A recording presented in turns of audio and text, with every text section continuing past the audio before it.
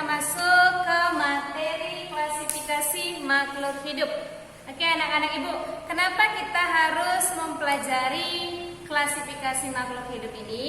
Ya, supaya kita bisa mengelompokkan makhluk hidup. Oke, tahu kan makhluk hidup itu apa?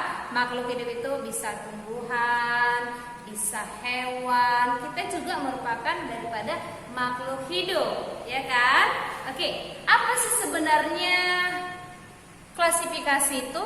Oke, klasifikasi itu merupakan pengelompokan makhluk hidup berdasarkan persamaan ciri-ciri, cara hidup, tempat hidup, dan daerah penyebaran. Itulah klasifikasi. Jadi klasifikasi ini ya, ilmu yang mempelajari itu disebutlah itu taksonomi. Taksonomi itu merupakan cabang ilmu biologi yang mengkaji pengelompokan makhluk hidup. Jadi taksonomi ini pertama kali dipelopori oleh Bapak Carolus Linnaeus, merupakan bapak pelopor taksonomi. Dalam sistem penamaannya disebutlah binomial nomenklatur. Urutan takson itu ada tumbuhan, hewan, kemudian ada ragnom atau kingdom. Dalam hewan itu kingdom. Kemudian urutan selanjutnya untuk tumbuhan itu ada divisio. Kemudian dalam hewan itu ada filum. Habis divisio, kemudian ada kelas. Untuk hewan itu kelas juga. Kemudian ada ordo. Untuk hewan juga disebut ordo, urutan taksonnya ya. Kemudian habis ordo ada family.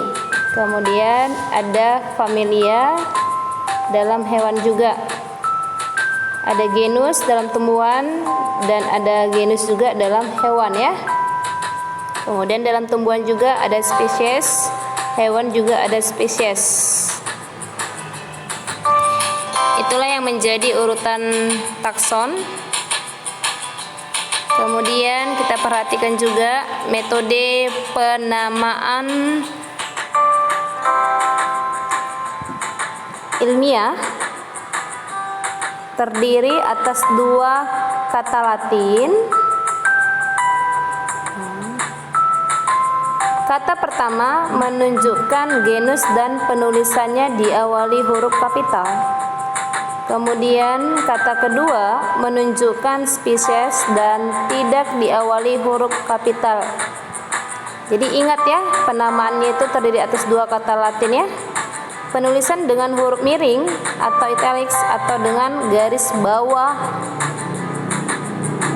untuk penamaan daripada spesies tersebut. Tujuan klasifikasi itu adalah memudahkan dalam mendeskripsikan tiap jenis makhluk hidup. Inilah tujuan klasifikasi. Kemudian memudahkan dalam mengenali tiap jenis makhluk hidup.